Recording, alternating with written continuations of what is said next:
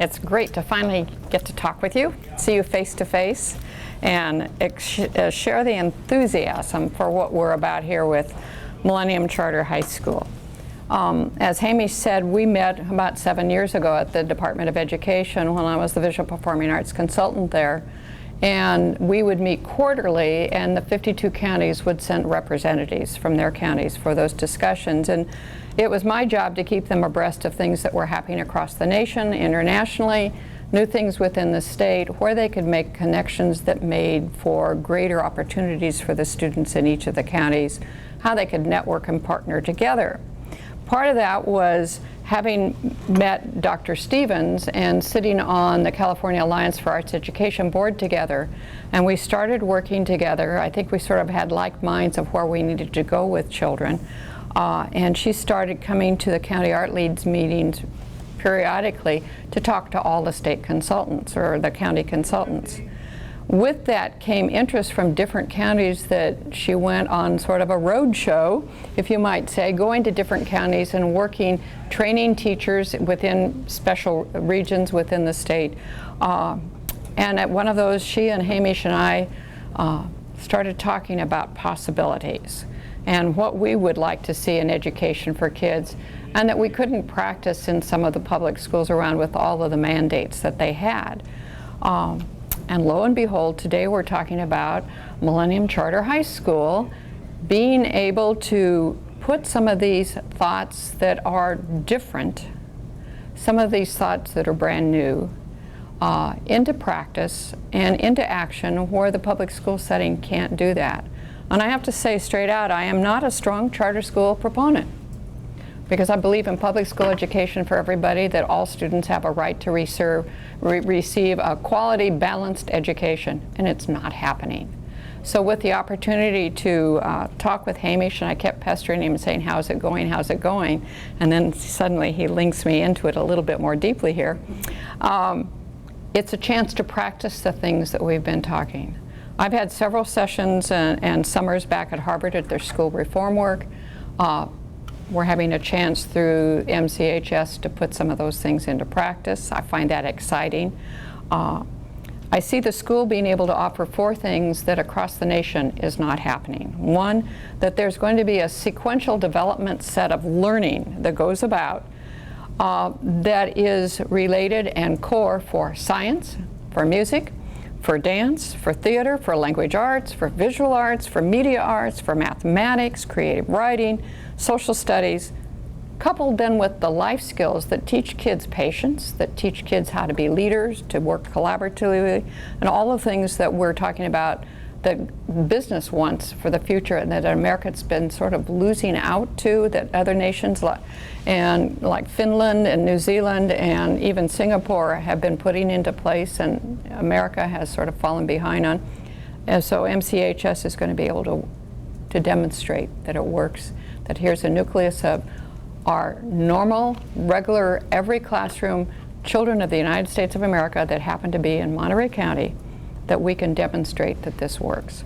The second thing is that the instruction will be standard-based, and I say that's a dirty word for some people, but in putting together the standards that we did for the visual performing arts that Bonnie Tillotson and I worked on a couple of years back, we merged Common Core, we merged 21st Century, we merged the 21st Century of the arts. We looked at the 2 states in the nation that had media arts and merged that into that, and the creativity standards of Dr. Stevens merged into that. And right now, as we're talking, across the nation, they are writing new common art learning standards for the nation, which include media arts, and those will be brought into that. And I'm part of that work, so I can bring that national piece into that. A third thing that we're going to be able to demonstrate at MCHS is that this having the ability to sort of assess the creative thinking aspect, the metacognition, learning from your own experiences, how you self-correct, how you reflect, questioning your own assumptions about things and going back and researching it, talking about the emotional and social skills that we need for our future citizens.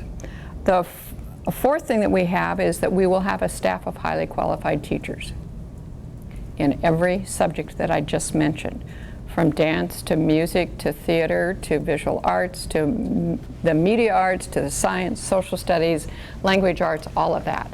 That is a key piece. And then we have the high technology facilities with the schematics that we have here that Hamish talked about that will also be reflected in the dance, in the music, and in the visual arts, that it is a visual performing arts school. To me, visual performing arts includes media arts now with the new, it's the 5th art dimension. I know you'll get arguments from the poets that they should be the 5th art and writing should be the 5th art, so maybe we'll end up with 7 or 8 arts. I think anything that's taken to a higher degree of level with creativity and innovation in there becomes an art. When does this blouse that I'm wearing become a work of art versus mass-produced and just something everybody wears? So we could define that later, but these are the things that MCH is going to be able to demonstrate. And I think as a governing board, I want you to really understand the passion that Vicki and Hamish and I bring to this work, that Dr. Goodwin is going to be able to demonstrate through the application eloquently and succinctly and clearly.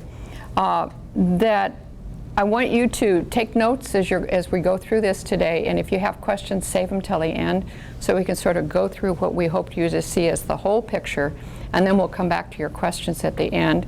And you all definitely, if you don't now, Marilyn and Hamish can let you know how to reach me, that I'm sort of yours 24/7 in that sense to answer questions that you have and step up and work on pieces there.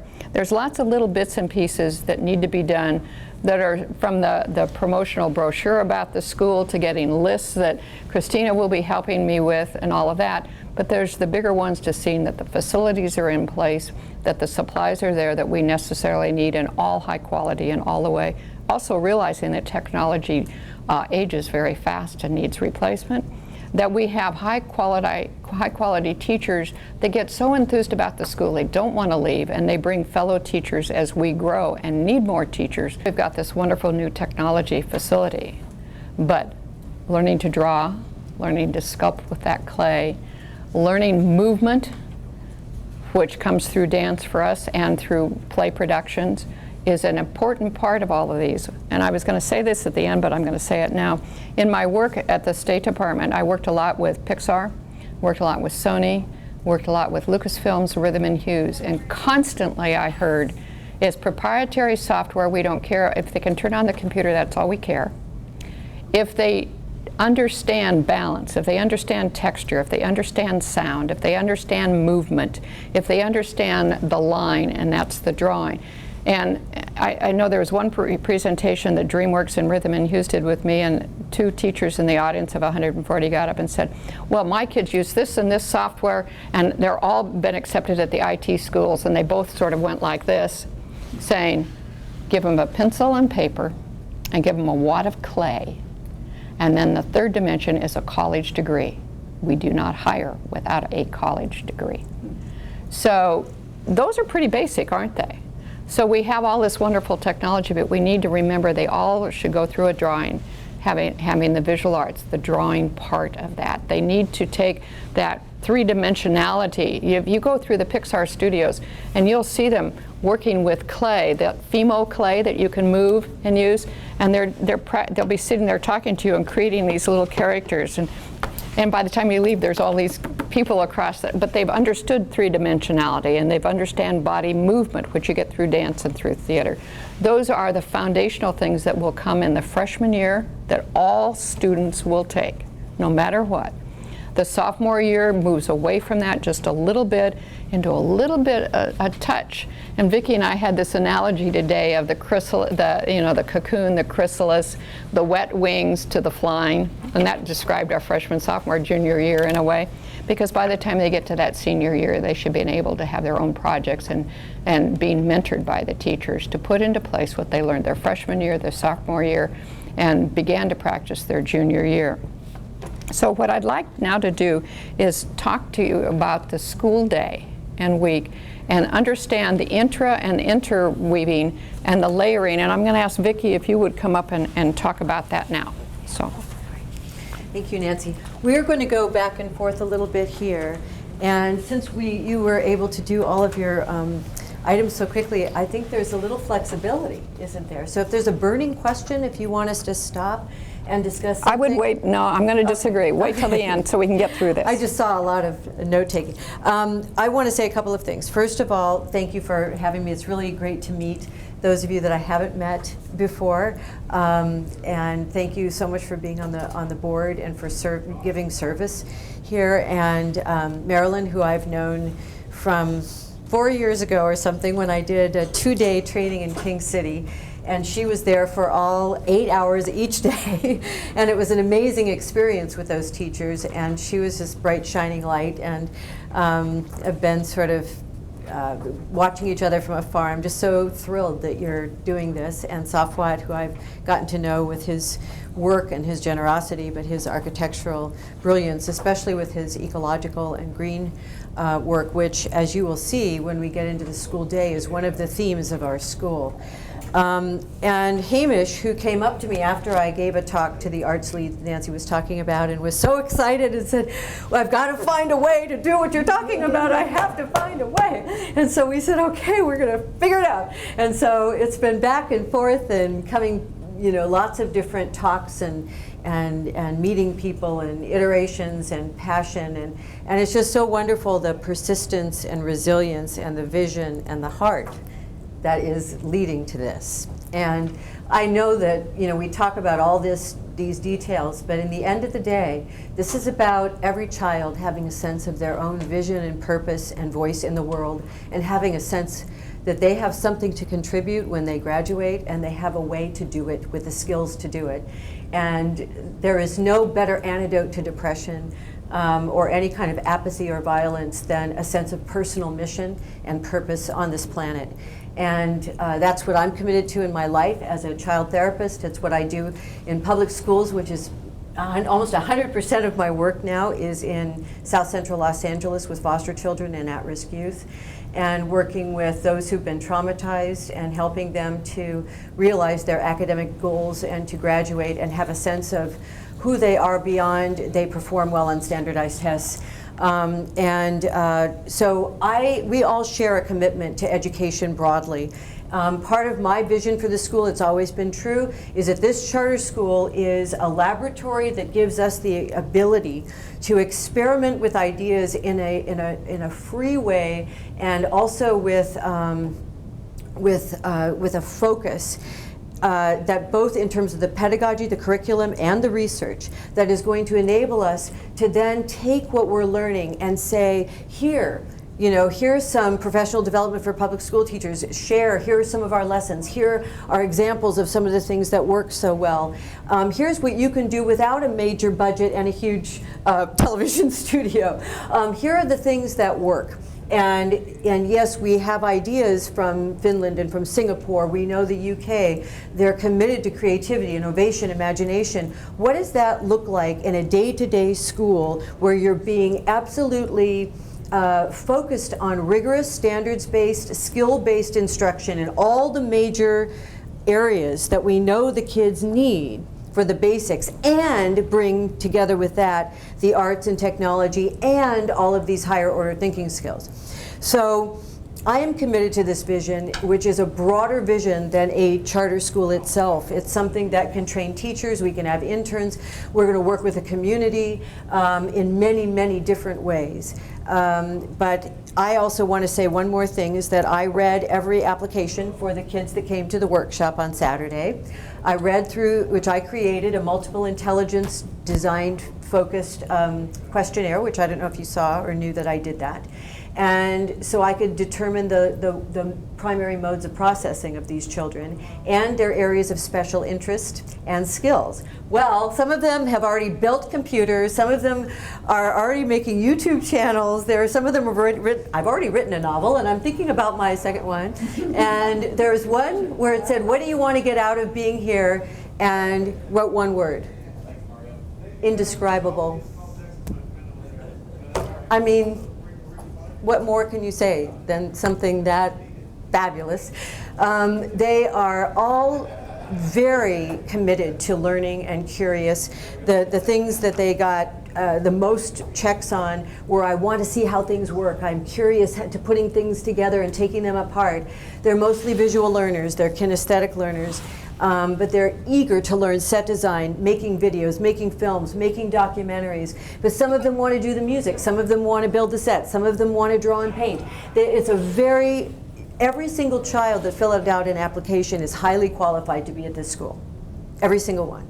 Highly motivated, articulate, thoughtful both in terms of other people and introspective. It was a very balanced profile out of 17 kids. It was really wonderful. So I just want to say that too, that we're off to a great start in that way. Okay, so there's a lot of details that we could go into. Nancy and I decided to focus on a few things just to get us started, because there will be many discussions and lots of things that will be worked out. So these are drafts, and nothing's in stone.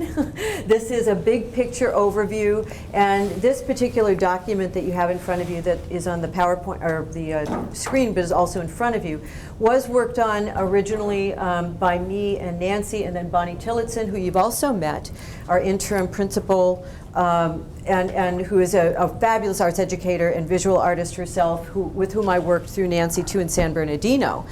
And oh, that reminds me, one thing I forgot. The standards that Nancy talked about, that she and Bonnie did, I want to say a word about that. Hamish and I talked about this, and one of the things that I had experienced, because I've worked now in all the regions in the whole state of California, and many, many counties, and every time they said, well, we have these standards, we see them, there are 5 strands, there are 5 things within each of the strands, and here I am in 8th grade, and my kids have not had K7. What do? Do I teach 1st grade because they haven't done color mixing and they're doing visual art and they don't know? Or I'm teaching music and they don't know the basics of a scale. And I said, well, you start where they are. So I go to Hamish. I said, Hamish, we have to do this for our school. So Nancy and Bonnie came, and what they did over a long period of time is collapsed the K-12 art standards in all 4 of the performing visual arts and the media arts into a 9-12 and developmental, not by age or grade level. Now this is huge, because this means that you can start anywhere with grown-ups or kids of any age and say, where do you know, where are we? And then we have standards appropriate to that.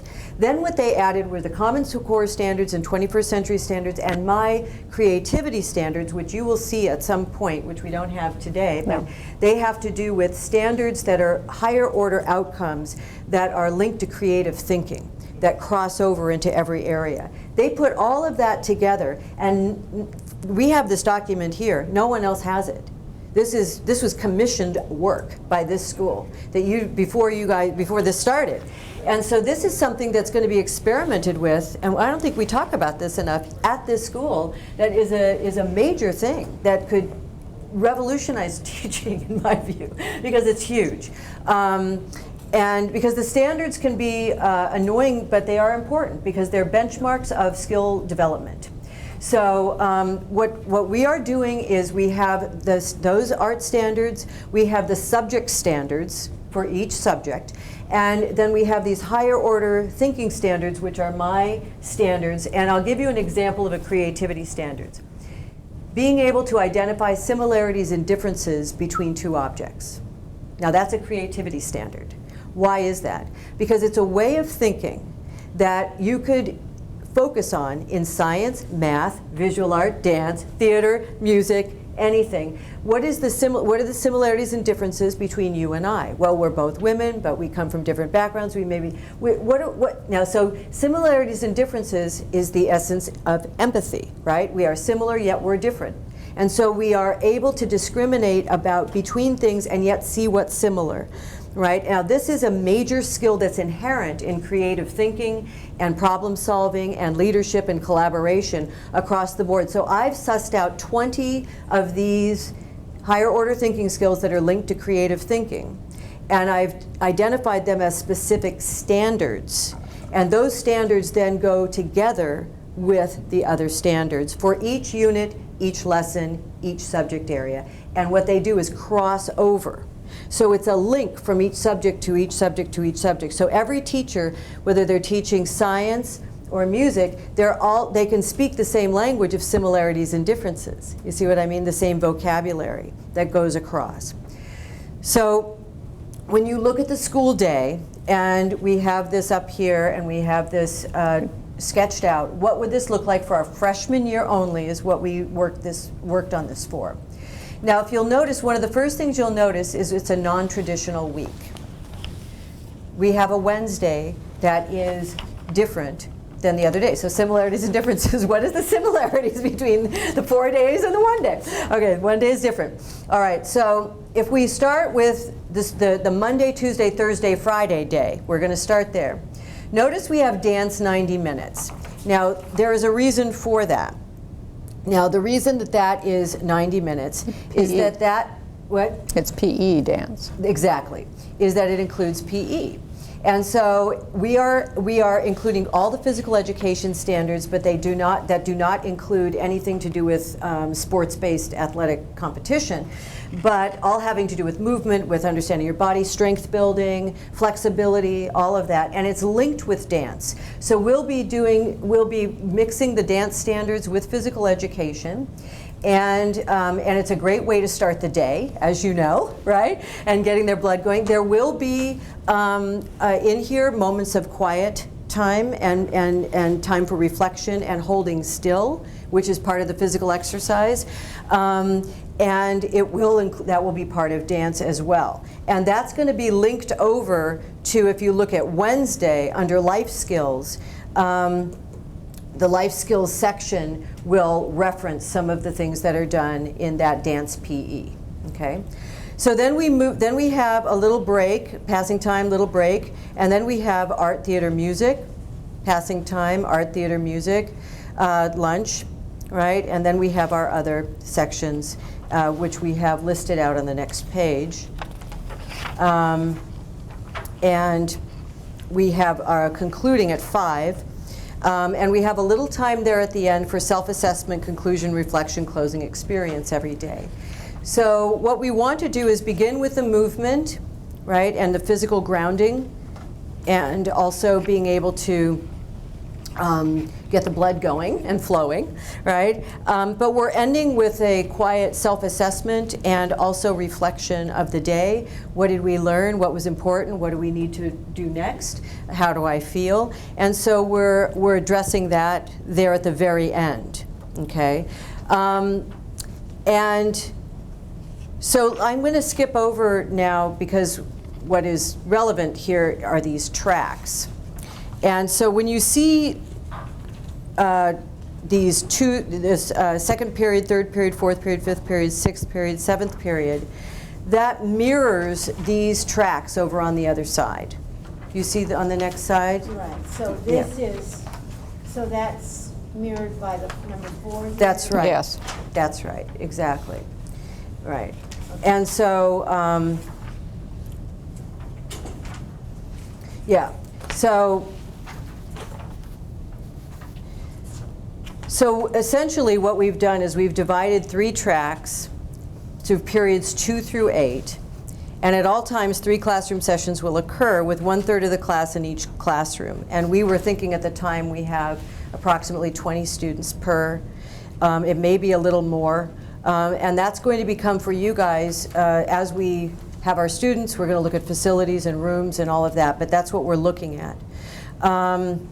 And so the way we sort of started sketching this out when we got more specific is what you see on track 1, 2, 3. And so we have a person in track 1 is getting their math, science, social studies, and then they're getting their art, theater, music, language arts. You see what I'm saying? So I don't see okay. what you're saying. The template on page 1 is a general template. This one. Yeah, but what we have to do is, since we have teachers that are teaching simultaneously for these 3 groups, we then said, well, what does this track look like for one group, for another group? So track 3 is going to be the only one that is precisely like this longer one. You see what I'm saying? As a matter of fact, you don't even need the first page. So Marilyn, what it's saying is that you may go to math for second period, and Vicki will go to language arts second period, and I'll go to science third period. And then we rotate them through. But everyone's going to get the same thing at the end of the day. And so the first page that you're looking at is a template And then we time. said, what is this going to look like for each group? Okay. Do you see? So this, we're in this first page where you have 8 a.m. that to was 9:30, that's everybody. Yes. That's right. And then it breaks into Right. either track 1, Right. 2, or 3, Right. starting at 10:40. Right. Yes. That's exactly right. So everyone is doing the life skills dance, but that will be broken down into groups. But everyone will be doing that simultaneously. What that also gives us the opportunity to do, and that includes gritting together at the end, is if we wanted, for example, Hamish, to do a chorus, a group choral experience. We could do things like that. If we had a meeting, if we had something everybody needed to know, that's a meet. You know, we have some time where everyone's together to doing the same thing, and then what it does is it breaks out because we can't have everyone doing everything at the same time. So then we said, well, how do we make sure that everyone gets everything in a day? And so that's what the tracks look like. So math, language, science is in the first period there after dance. The second period, science, language, arts 2, arts, theater, music. So I'm going to stop with that. Language arts 2 is referencing the fact that in this school, what I have asked for and assumed all along is a 2-hour language arts period. The reason for that is because I would like our kids to have an entire period of creative writing, poetry, screenwriting, playwriting, separate from the fundamentals of all the other stuff having to do with language arts. I find that after about second grade, poetry and playwriting, I mean, all of it, if it's there at all, has gone out the window, and we're into expository writing, certainly by 4th grade. And so we don't want to lose the fundamentals of the language arts, but what we do want to have is have the room to develop these other skills, which is going to cross over, for example, with journalism, right? And stories. And so this is going to be directly related also to project-based work, where if they're writing the text for a video, they're writing a screenplay for their film. And so this is, we don't know, who's going to end up becoming more of a poet and more of a playwright, but we will find these things out. But the point here is that every student is going to get everything. Every student is going to have math, science, social studies, 2 hours of language arts. Okay, these are those core A through Gs, rigorous, standards-based, right, and all of that. Then they're all going to have each of the arts, right, and we will decide the order of that and how that's going to happen. But this says art, theater, music, right? That's visual art, theater, music, because we've already had dance in the morning. So then we go to the end of the day. So by the end of the day, everybody's had all of it. Does that make sense? I see now. Okay, good. It's a little, I'm sorry, I think we can do it It's more clearly. awkward. Excuse me. On Wednesday, is that a typo where it says 9:30 to 10:25? No, I'm going to get to Wednesday, Okay. but so far, thank you. I've just been on the 4 days, right. Like I said, Wednesday's a completely different day than all the rest of this. This is 4 days of a week of just what we're saying now. Yeah. And so I just want to reiterate that down here that, that the PE dance block of time, physical education, stretching, cardio, breathing, mindfulness, self-regulation, art as a dance discipline is for everyone in the morning. And the language arts block of time includes language arts plus creative writing, poetry, and components of theater for playwriting and screenwriting. So you can already see crossovers. Then the art, theater, music block of time, thoughtful instruction in the 3 arts disciplines, sharing the 100 minutes block of time as instruction dictates to assure scope and sequence of student learning. So we may not have everyone doing visual art for 4 weeks. We may break it up, but it's going to always be linked in terms of themes. It's going to be linked interdisciplinarily with the other subjects because the teachers are going to get that in professional development. And it's going to be always standards-based and have scope and sequence by the end of the year, by the end of the semester. There will be formative and summative assessments on all of those. And there will be interdisciplinary formative and summative assessments. And so what do I mean by that? What I mean by that is, for example, we may be talking about metaphor in our creative writing and our language arts, and we're writing a piece that includes metaphors. Then we're going to be asking them to dance their metaphors. And then they're going to be doing the dance standards and the language arts standards, right? But then I'm going to be adding to it some of the creative thinking standards that have to do with collaboration, working as part of a team, coming up with ideas, you know, being someone who is able to support someone else while they have something. And then the kids may perform that at the end of the year in their classroom as a way of demonstrating their proficiency in these with a rubric that the teacher has that relates to all of those. So what I'm getting at now is that there will be grades. There will be tests that test knowledge that is memorized and skill-based. But there will also be tests that have to do with performance and integrative, interdisciplinary kinds of ways of showing skills and mastery that we're assessing ourselves, that the teachers create as formative and summative assessments. And eventually that will be addressed to portfolio and artwork as well as performance. So those assessments will be built in, and the professional development will be all about these interdisciplinary connections as well as assessments that they're going to be creating. And so ultimately, and I just want to stress that we're not only not sacrificing rigor in the basics, we are assuming that the kids will perform better on the basics because of everything that they're getting. Because we're teaching for understanding, for meaning.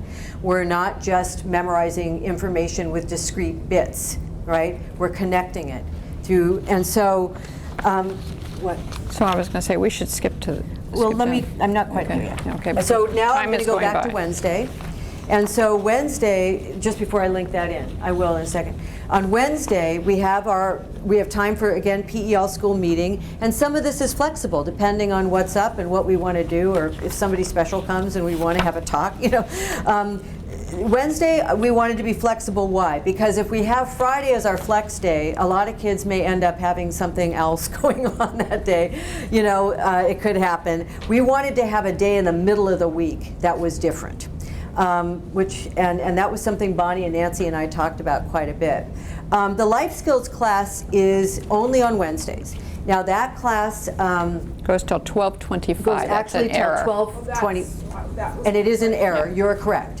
12:25. It goes till 12:25, and it is a series of lessons and exercises that I'm going to write.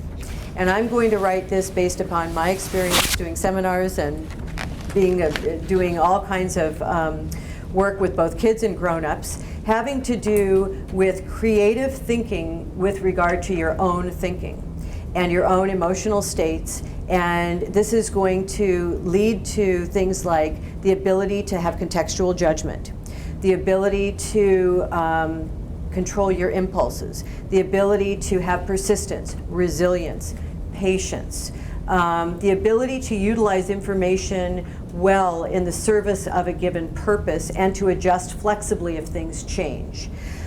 So these life skills marry perfectly to what we know quite popularly as emotional intelligence. And emotional intelligence has to do, again, with patience, resilience. It has to do with having hope for the future, dealing with adversity well where things don't throw you, not seeing mistakes as failures, being able to have hope and persistence, and as well as the ability to adapt to change well. This also includes collaborative skills, leadership, as well as teamwork. So these emotional intelligence skills, which have been now tested and documented quite thoroughly over the years, are robust in terms of predicting student success both in school and after school. What is not robust are SAT scores, grades, or where you went to school, money, or anything else. So what makes a person, so when we think about lifelong learning and the whole child and our purpose of having our children be not only in a place where they have a sense of purpose and a career path upon graduation, but they also have these skills emotionally and socially to be able to be part of any team and be part of this changing world that we're in. It also makes them, on a practical level, highly competitive in the global economy, because these non-cognitive, quote unquote, skills are exactly the skills employers are looking for now. Now that is the life skills, which will also have to do with self-reflection. There will also be a section on ethics. And what I mean by that is, especially not just interpersonally, but with regard to technology, addressing issues such as cyberbullying, addressing cheating, plagiarism. There's a lot of things that are very important in today's world having to do with technology, but also in other areas. And so this is also about empathy, and it's about ethical behavior, about racism, stereotyping. And this is all part of, in my view, this is part of our whole mission for the whole child, but it also marries to what Nancy was just talking about, which is our larger themes that are the meta themes. Life skills, so that's what's in there, okay? Then there's lunch, and then 1 to 5 is media arts and projects. So what we did is made an intensive media arts day, the whole afternoon on Wednesday. And also, when they are doing projects, this is time for that too, with mentoring and in small groups. So what we've also got is some flexibility in here. For example, if we wanted to have somebody come in and give a talk about their life and about what they've learned, and we want to film it for our archives, they could come in for the life skills class and share that, and that's part of that class, and it's part of our archiving our people who are specialists in certain areas for classroom content. And it's part of us building something that can be exported later, including our professional development. The media arts and projects similarly has some flexibility here. And we don't know, but it's a subject for you guys to discuss later. But if a student needs tutoring in a particular subject to bring them up to speed, and for example, math or language arts, there might be a little room in here to have time for that without compromising our other subject areas. So that is our 8 to 5 day, Monday through Friday, in a very, very basic way.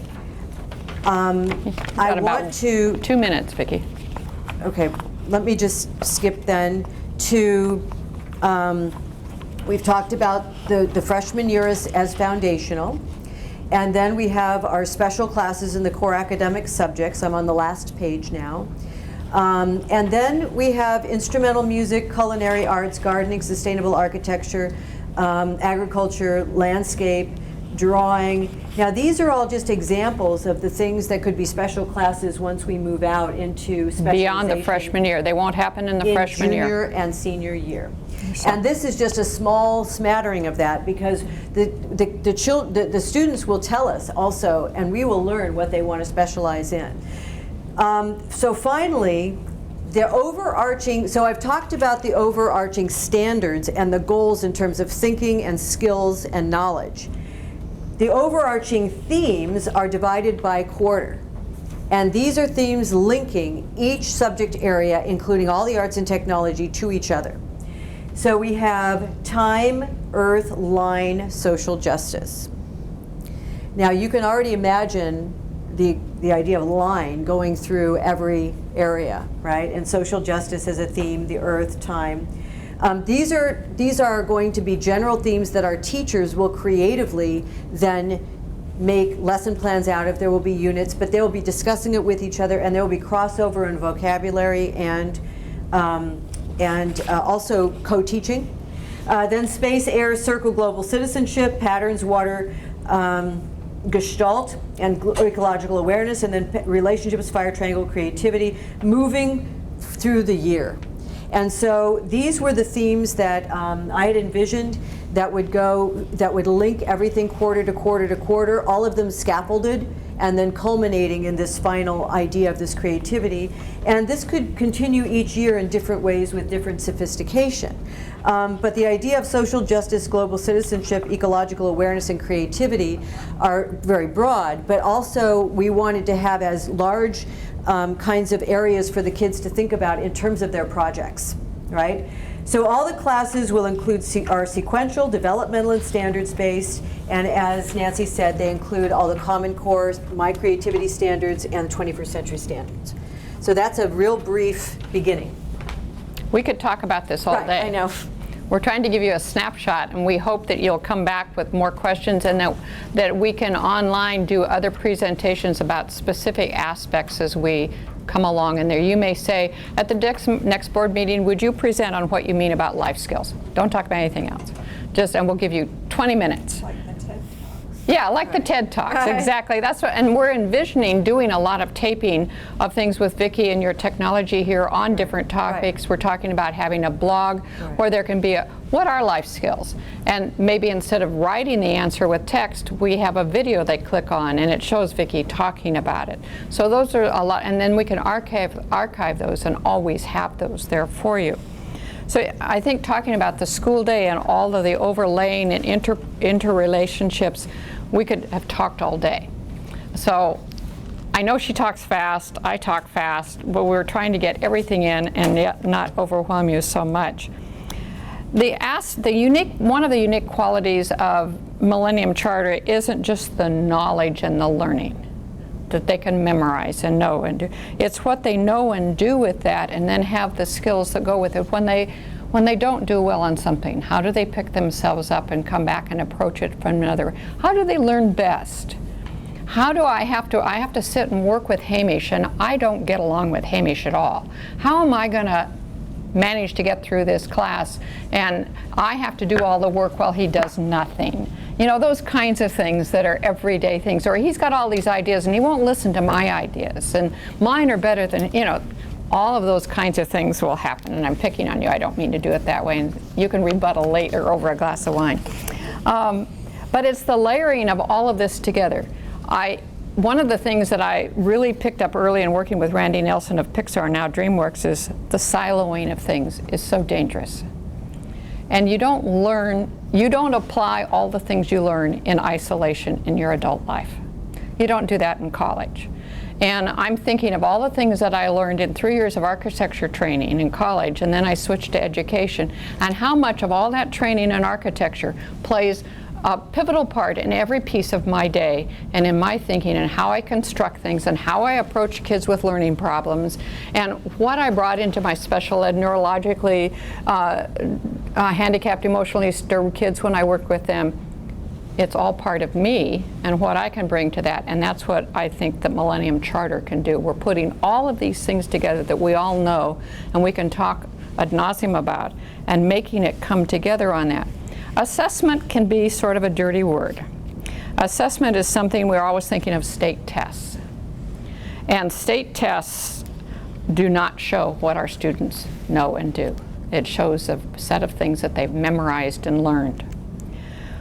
When we talk about assessment, at least Vicki and I, we're talking about it on several levels. And one of that in being assessing the learning of the students for what we intend for them to be able to know and do at the end of a unit of study. We're talking about assessing, and I use the word evaluation just to make it differently, of the instructional mode. Did that deliver what the students needed to gain what they needed to gain out of that instructional set? And then the third aspect of that is that the school has certain missions and visions that they want to do. And we're going to have to be able to collect data, for want of a better word, assess different things in that can lead to documentation that the school is doing what it said it would do for kids, which isn't their test scores. It's much more than that. It's a richer, deeper, getting to the center of the child to help them succeed in wherever they go after they leave Millennium Charter. So this is going to take extra personnel, because we can have Vicki administer those kinds of tests, but somebody has to score them, and she needs to be a different person. Somebody has to analyze them. It needs to be a different person. Somebody like Christina maybe will be entering all the data and filling in those places. That's going to take an investment in capital and an investment in time. It should be somewhat seamless and smooth and not totally intrusive. We don't want to spend all our days testing, so to speak.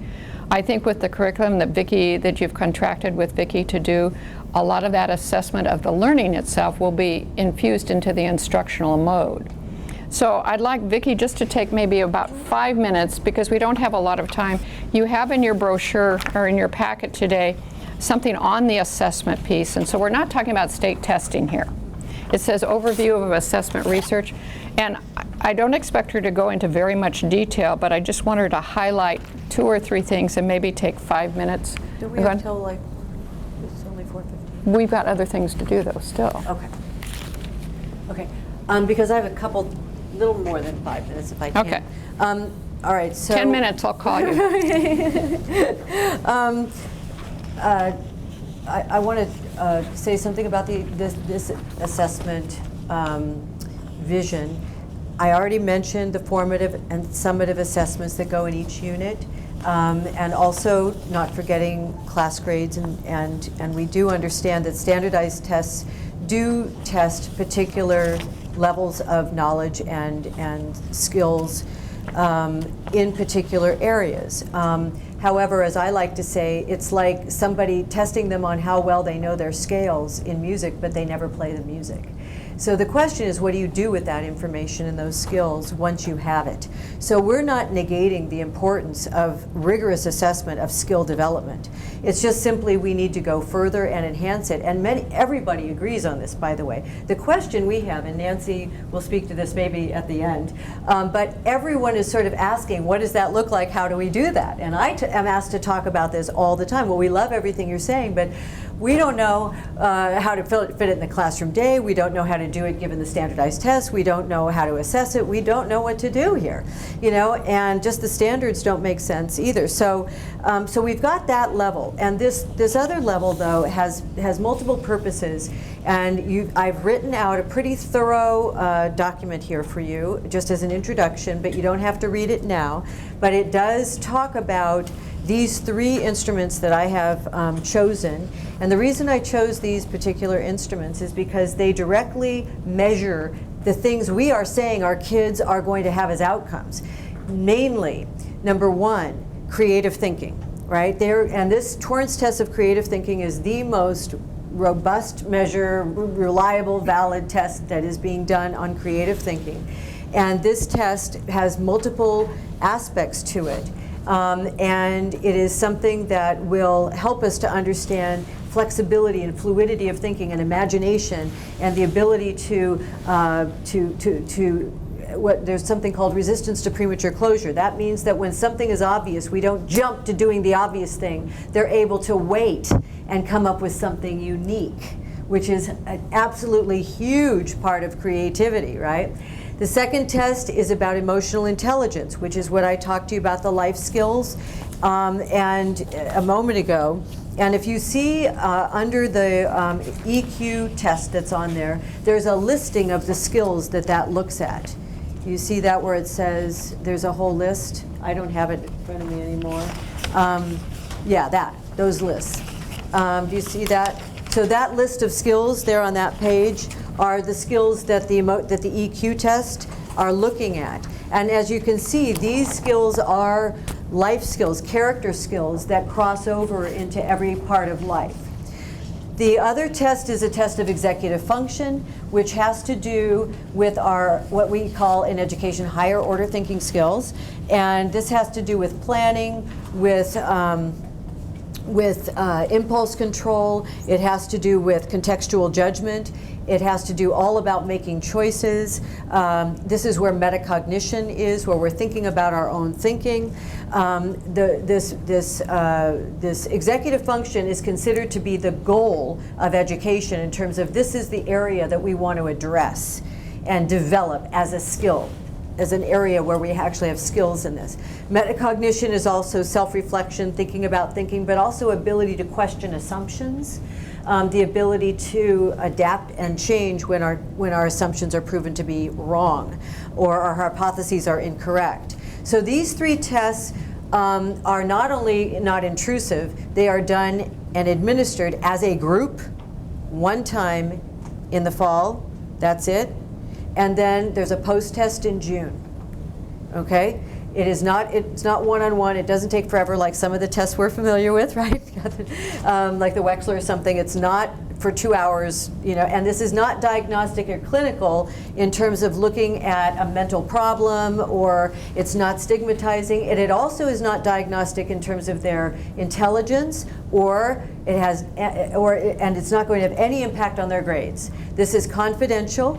The kids will all be designated by an ID code, and the data will be entered on a spreadsheet along with their previous year's standardized test scores and grades, by the way, and these test scores as pre-tests, and then all of their grades for this year. So we have all of that. So we know what they're walking in with, and then the question from the research standpoint is, what is the effect of them coming here to this curriculum?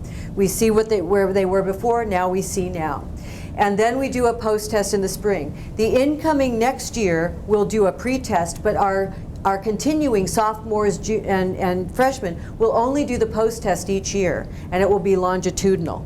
So what we'll have is we will have 4 years worth of data, right, on these measures. And we will be able to not only say, look at this portfolio of work, look at this video, look at these grades, look at these test scores, look, they're all going to college, look at the percentage of graduation rates we have, but also on these measures that we say are the outcomes that we are claiming that we're increasing and addressing, we have data on this. Now this puts us in a position that is quite extraordinary, and it's important for us so that we know we're actually doing what we say. It's important for documentation, but it's, and Nancy will speak to why it's important on a national level.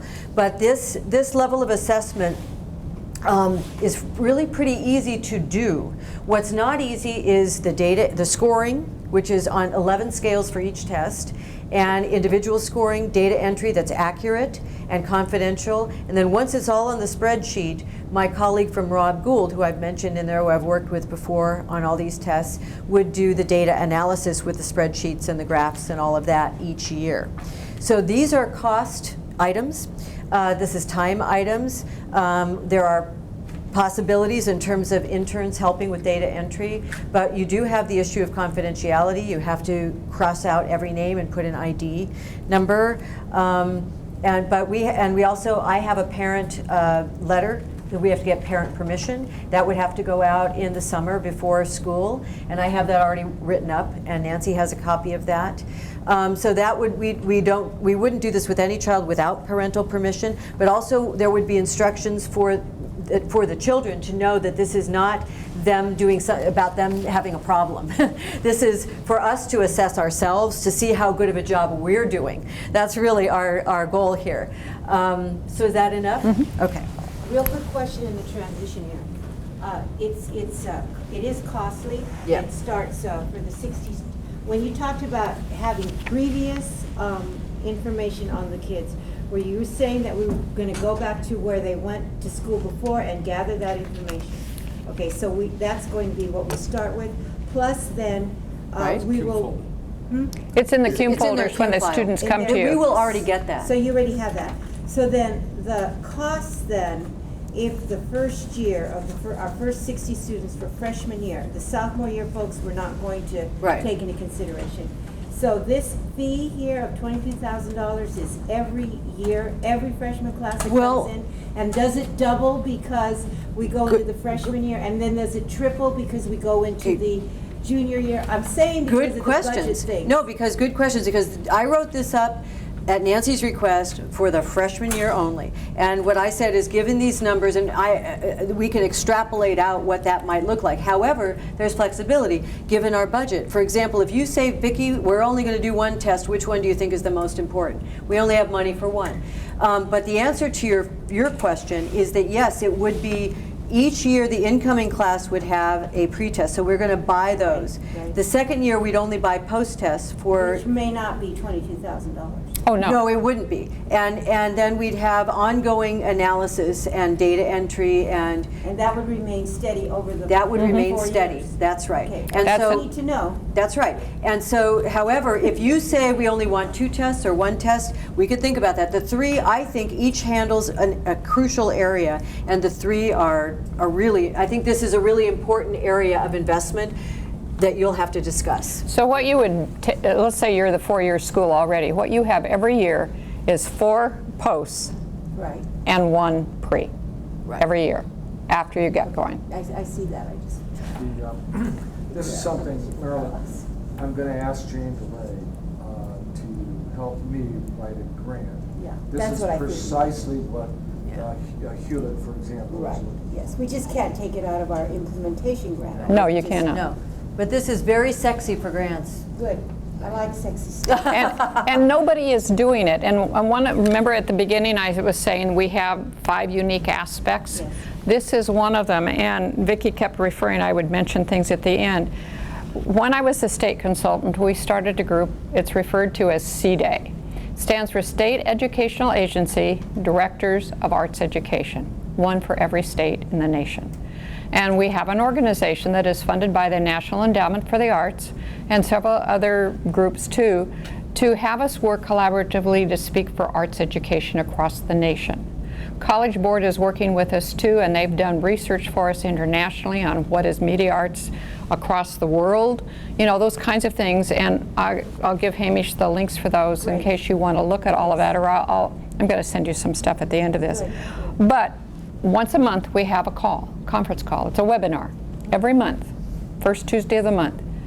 And because I'd worked on arts assessment for the last 10 years nationally with different states, and then we called that SCAS Arts, and referred to Common Art Standards, and managed a group in California called CAN, California Arts Assessment Network.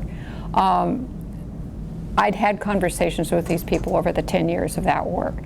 And then we started talking about creativity and what is that, and everybody's saying, well, we don't even know what that is, and Massachusetts says they're doing it, but they're not testing creativity. They're testing how many concerts the kids are in, and how many art displays they do, and how many dance performances, and that's not testing the creativity per se.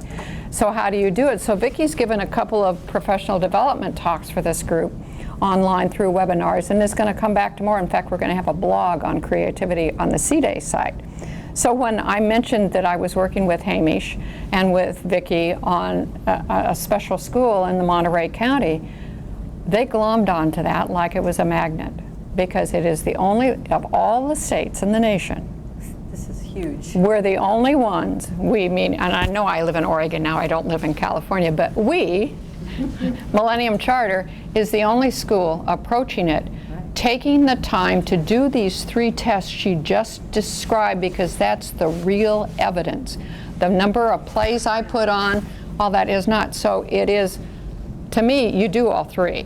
You hold out for that, and well, let's work on grant writing and all that kind of thing for that, because to me, having these teachers that are keenly knowledgeable about what they're teaching in all subjects that I mentioned, and having this kind of assessment, and not being willing to accept only the state tests showing that the kids are doing well. With the approach of these life skills and all the things we do, those are the things that when I taught special ed for 13 years, made the difference in those kids getting out of my program and getting back in the classroom and being ahead of their classmates. So maybe you don't need these tutorials the same old way over and over of how to teach reading, because it's not making a difference. What's making a difference is, how do I learn myself? The mind that came out that Charles Schwab, our stock person, who is dyslexic, put funding in the mind that's mine, and the first quarter of school with the student that's in that program learns how the brain works. The second quarter they go through and investigate how they learn best. And then the last 2 quarters they use how they learn best to do better. And this is all part of the life skills section. Yeah, this is all part of, so all of these things work together. So the CDAY group, every time I'm on this monthly call, which was like last Tuesday, so how's that school going?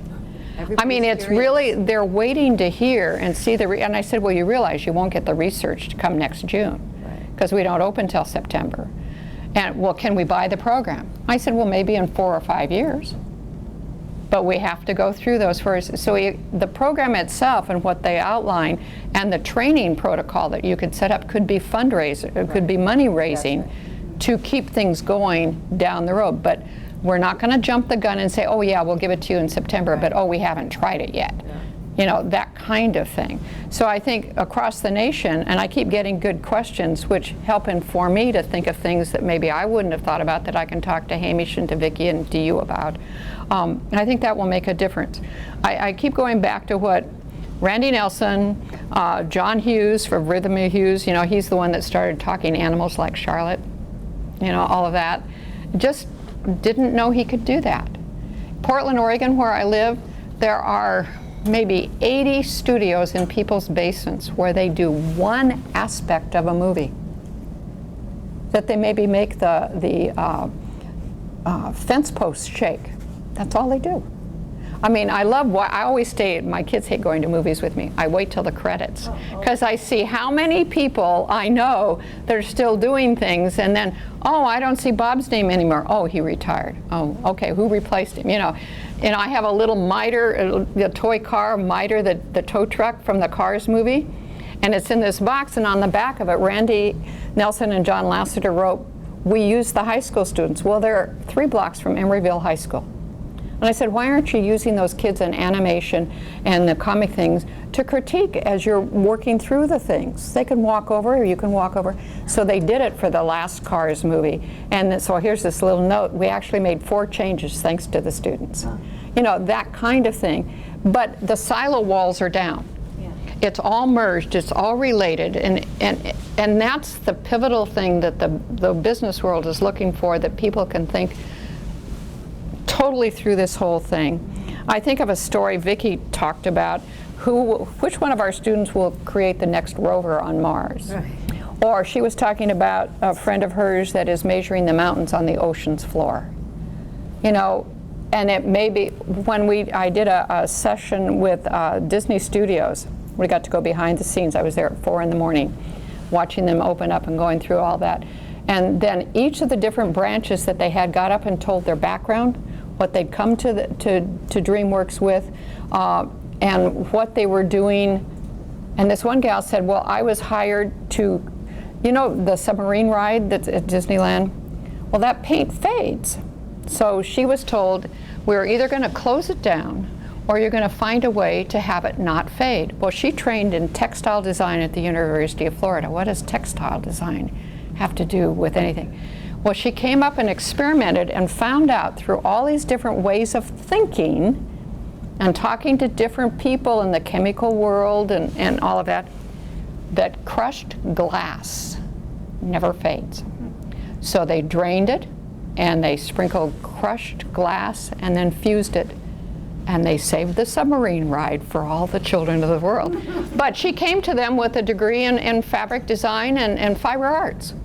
Had nothing to do, but that transference of thinking and sitting, and they have a think tank thing, which we can do with our Wednesday afternoons, which we can do with this cross and inter kind of thing. Other schools aren't doing, or if they are, they're not doing the next piece, they're not documenting it. And so those are the kinds of things that I hope that we can do. One thing off of that? Yeah, Hamish, just a second, it's right. Just to, assessment, as we know, is a huge part of education today, okay? So this is something that we are going to have to confront, and something that comes from our parents.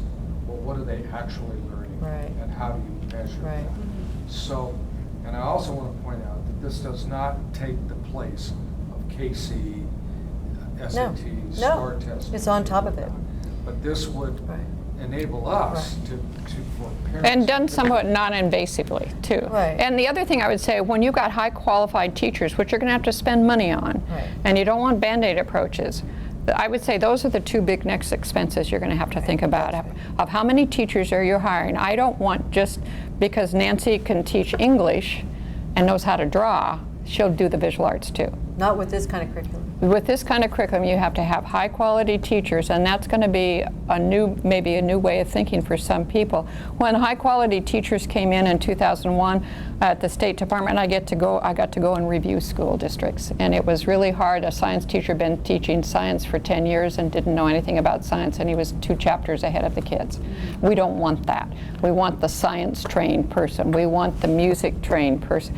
And not the music trained person that wants to just be the band leader, but one that wants to teach music. But we will have crossover, Yeah. though, and we will be able to think part-time, full-time, all of that. And we're going to work on numbers on that too. Look, Good. and I want to say a couple of things just that I didn't say earlier, just right off of what Nancy was just saying, which is so important, I think, what she was talking about, which is that we've got this incredible technology here, and we've got this commitment to all of the arts and the career of our kids and their life. And in my view, what we're doing is giving them all the skills and in every area so that we can say, oh, you know, oh great, well you love textiles and you love art and you love underwater. What does that look like? You know, in other words, they can creatively play with what does that look like? What does their life look like when you put the things, I care about architecture and photography and this, and what does that look like? And we can take these skills and play with them. It doesn't mean they're going to go into making movies, but they know how to do it. And then that, who knows, making movies, I may love medicine and now I created a new camera that can go inside and look at tumors. You know what I mean? Like, what are you going to do? And these kids, we don't know what they're going to do, but we're giving them the tools so they can, and the ability to think in that creative way. You know, and so I wanted to say that, and then also say that just to leave you with a concrete example of something that I experimented with, and a lot of this came from where I was working with 7th, 8th graders, and I was walked into a botany class, and they did a vocabulary test, and they all got the answers correct on the botany test. And so I went to the teacher, I said, well, let's do, she said, what are you going to do? And I said, I want to do some analogies. I want to do a poetry section here. So we said, I'm going to take your vocabulary and we'll say the cell is to the cell wall as, and then you make whatever analogies you want in yourselves. And the group sat there, and they sat there, and they sat there. 40 kids, it was a big class. They didn't know what to do, right? And you know why? Because they knew the right answer for the definition of the word, but they didn't know the function of the relationship and what it served in the larger picture. I said, okay, small groups, get in these tables like this, get out your book, and look it up and figure it out. And then whenever your analogy is, they acted it out on stage, right? And they came up with hysterically funny, by the way, and kind of slightly scandalous analogies, I might add. but they all came up, they had to be apt, they had to be correct. So what I said is, I said, from now on, I'm going to teach analogies at one period every week. And we did different forms of analogies, right? And they tested and learned them, and they practiced it with everything they learned. Then I had a visual art person, my best friend whose name is Pixie, come in and do drawing plants about line and form and shape, and everything. I designed an entire year around parts and wholes and relationship of parts and wholes to each other. So we have the plants as they grow, and they're drawing them. We did all the visual art standards, right? And the parts as they relate to the whole in terms of balance and structure. And so then they grew their own plants. Then they took pictures of plants. Everything is parts and wholes. So then we go into poetry, writing more about the parts and wholes. Then they're getting botany is going. Then we move into systems. And so then we have, you know, the ecological system of the parts and the wholes and the body, right? And the body, you know, the blood and the muscles and the brain and the body and the thing. So I have these kids, and this is South Central LA with some kids that didn't basically want to come to school at all, and were kind of, and so they start coming up and they start saying, you know, Ms. Dr. Stevens, I realized that, you know, it's just like the cells in the body, and like I'm in the classroom, but the classroom's in the city, and the city's in the world, and the world's in the universe, and like all of a sudden you see like, you know, and these kids start coming early. They start coming to class, and what happens is this thing that we all have as our ultimate goal, which is wonder, motivation, questioning, curiosity, love of learning. These kids couldn't wait. And can we do this? Can we do that? And how does this apply to that? Oh, isn't that interesting? And all of a sudden that spark was lit, and it doesn't go out. And that is intrinsic motivation. You don't need grades, you don't need money, you don't need anything. Right? And that's the thing that we want to provide, the facilitate the development of that to emerge in each student. And that's also an example of what true integrated interdisciplinarity looks like. Not just we're listening to music while we're doing math and that's music. No. And so everything is going to be true integrated through learning and then coming together. And that's just leaving you with a concrete example of what that can look like. So I think I've talked to... Well, and that also shows you why the teacher professional development is so important, that the staff can sit down and talk about all this together and work at teaching. Yeah, and it's collaborative teaching on the part of the teachers, not shutting my door and doing my thing. That's right. So now I see you've been taking notes. Questions? Silence? Do you want to email me your questions? Do you want? Is that enough of an overview to get an idea to work with for now? Because we have a year to talk and work through a lot of these things. It's great. It's a lot to think about. Because we were thinking, like, you need your principal soon after Christmas, you know, by spring break at probably the latest. But you also might need to have 2 of your teachers that would then be like the lead, be a teacher in visual performing arts, but the lead for visual performing arts, and then one of the media arts teachers, but the lead for that the technology, so that they work together, and because you are both. You're not this one and this one, or this one and this one. You're both, and that's the richness of the school. Right. Can you talk about the selection process of a school principal and teachers?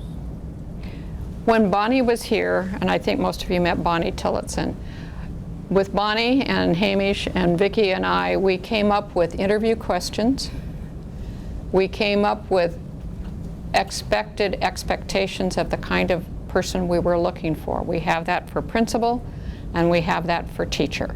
We don't have that for admin. As well as the negatives of what would be not wanted. Yeah, what we don't want. And where is this located? I have it all. Okay, good. So the question is, how do you envision this process to take place? Well, ultimately, it is the board that hires their faculty and their principal and their admin for the school. What is the common approach is that we have the applicants come in to somebody, one person, and then we go through, and we've talked about doing an online screening first. And Who is we? that's what has to be decided. At the point we talked about it initially, it was Bonnie, myself, somebody you appoint from the board, and that new principal. But if you haven't got the principal yet, then it becomes a board member, myself, possibly Hamish, the designated group of no more than 5 that then call through the paperwork and then pick maybe 5 or 6 to have online interviews with, and then pick 2 or 3 that we interview face-to-face or not, and then we give the board the 3 or 4 candidates that we think are best, and you select from those. But we need to give criteria, Yeah. and from like my point of view, my set, of like what are the things that we're looking for that would be most important over and above qualifications in a subject area. What are the things that are most conducive to working well in this kind of environment and with this kind of pedagogy, so that and that's another reason we're talking today, because if you're making these decisions, you need to know what we're looking for. And certain people will do very well in this environment, certain people will not. And they may be equally solid in terms of their skill base and their teaching history and everything else. This just may not be the right environment for them.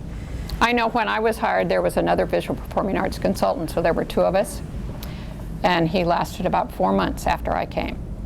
And it wasn't because of me. It was because it was quickly identified that if you had a program in place and you wanted it kept that way forever, he was your man.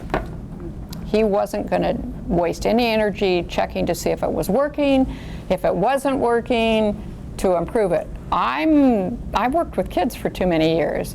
I'm always looking at how I'm doing and how many kids are getting the lesson, and I'm always changing it and adjusting, because one class is different than the next year's class. What works one year doesn't work the next year. And so if you want that program to stay the way it is, don't hire me. I'm the wrong candidate. But if you wanted somebody that would keep their eye on it, where it was going, how appropriate it was for today's learner, all of that, I was the person to hire, not him. So we need to give you what qualifications we think you need for this position from our input and our experience. and then work that out with you to get it to the point where you agree those are the qualifications you're looking for.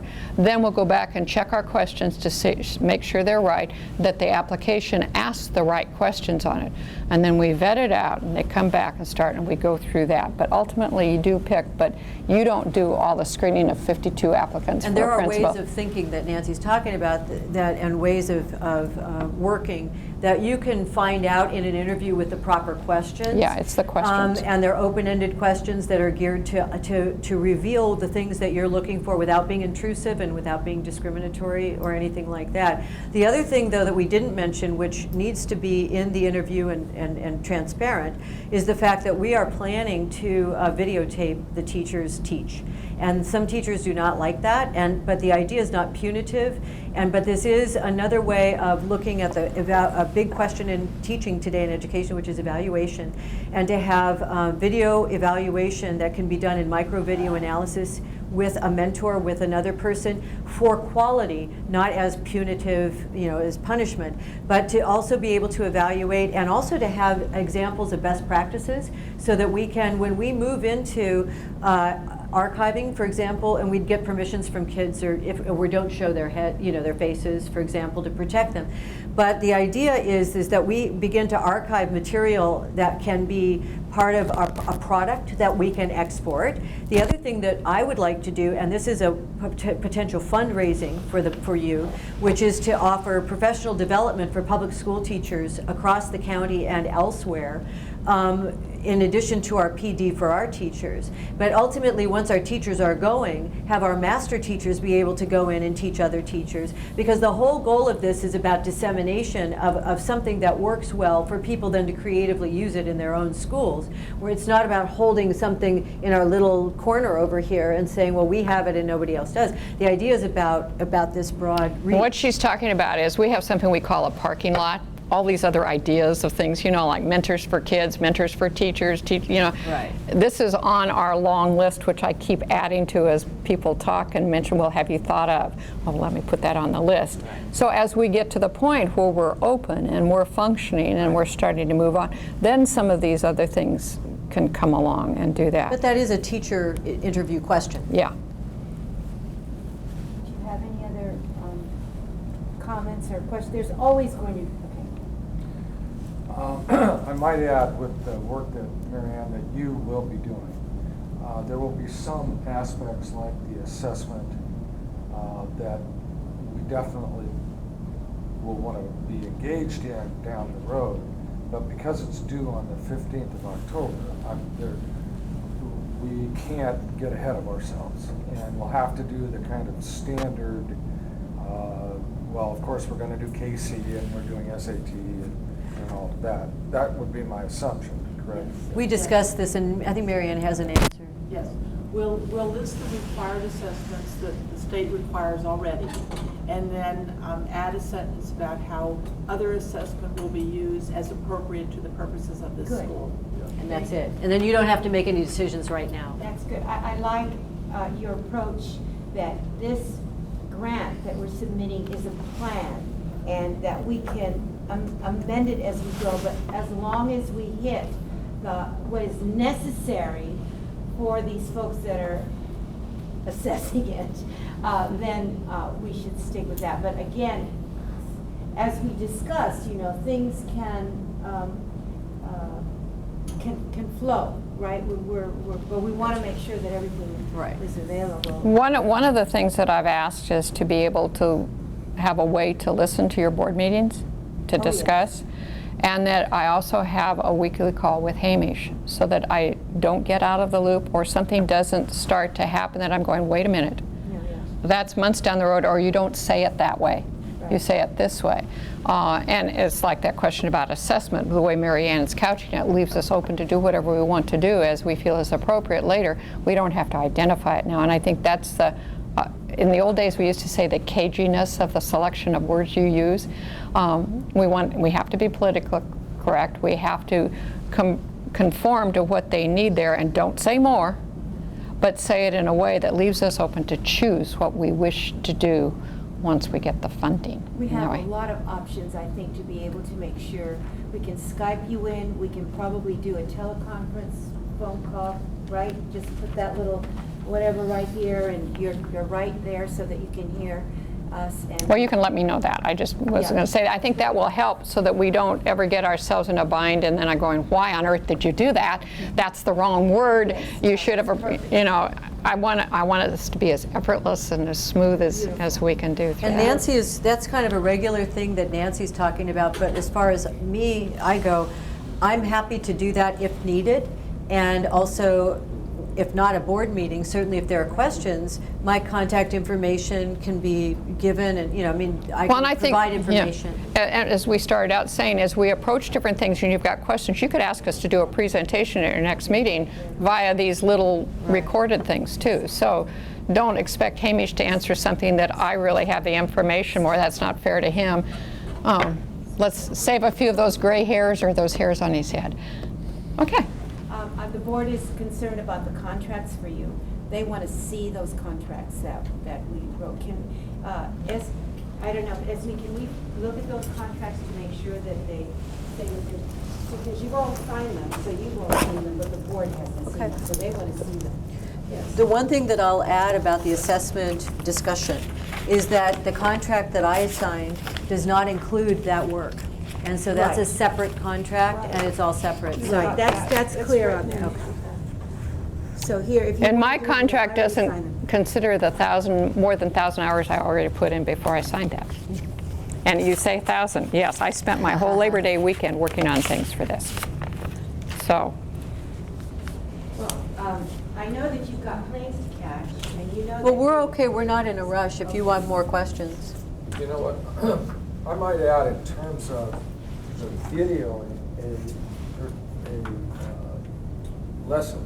We actually did that 3 years ago in King City. And we did Laura Acard. And we did real time, which was really fascinating. And Vicki watched what she was doing in the classroom and actually gave her in real time. Moment by moment feedback. This is how you can improve. How did she respond to that? You know, initially, it's a shock, okay? Initially, she was kind of like, wow, okay, and defensive. Yes. But by the end, It was great. she realized, my goodness, if I want to get better at what I'm doing, this is how. Well, what how also we were able to track with that kind of thing is here she's right on and the kids are with her, and then she lost them. And she didn't know how she lost them. I could tell her how she lost them. That's great. But when you're in the midst of it, as any of us are, when we don't know, and we can't watch everything. So it was fascinating, you know. And so it's this idea of the class got dysregulated, and she didn't know how it happened. And so this whole thing about emotional regulation for the kids, right? I'm going to teach the teachers this, you know, how they don't get like out dysregulated by the students, and so it's a whole classroom management issue. But this was it is difficult at first, and then it becomes fascinating and interesting to be able to observe these, like a tone of voice can make all the difference, or posture. Like I had one teacher that got a problem with a child, and she was literally she was too close, and the kid was like this and shut down, and she didn't know, and then she took it personally, and then she was punitive to the kid, then the kid reacted to that, then all of a sudden he's out and in trouble. And the truth is, a lot of the children that I work with that are called ADD, ADHD, or slow learners, or have IEPs, are simply dysregulated kids, but the teachers have unintentionally added to the dysregulation, and now we've got everyone, and then everybody just goes, medicate them or get them out, and then we've got re-traumatizing by the system. And so in my view, again, I want to say, I'd like to see how these kids come in. I don't want to say they all need remediation. They may not. You know, maybe, you know, let's find out where they are and figure out what's best, but not buy into all those labels so easily. And so this is a thing that this work eliminated potential problems very quickly, but without shame or embarrassment. I think but it's a wonderful yeah. tool. I think if we disclose at the front that that's an expectation that your class will be videotaped, and I'll give you an example. Go back to the dark ages, my first 2 years of teaching. I was put at a school that was the lab school for the University of Washington. They never let a first-year teacher go in there. But my dad had been principal when I was born at that school. So they decided to put me there. And I would say of the 43 teachers on the staff, half of them had changed my diapers when I was little. It was a very interesting experience, but they were so nervous about having a first-year teacher there that they had a camera, this is before video, in the back of the room. And I never knew when it was going to be triggered and on. And then every Friday I had to sit down with the school psychologist and the principal and go over what that evidence for the week. And I learned that when I was a little nervous, I went like this all the time. And I learned different things that I did. I also learned which kids when I was writing on the board were talking. So now I could be on the board writing and say, John, don't do that. Susie, don't do that. And they thought I had eyes in the back of my head. But I really, those 2 years were the most informative years I ever had in my teaching, and I used it clear to my last day in the classroom. So I think if we are upfront that everything's going to be videoed. Positive. And it's all Yeah, It's not like, oh, we're spying or we're looking for the bad. It's all positive. It's And I might add, the facility will have the I batting know. cameras Anyway, it's throughout. using our technology. Yeah. So we'll be able to monitor what everybody's doing Wouldn't it? throughout the campus.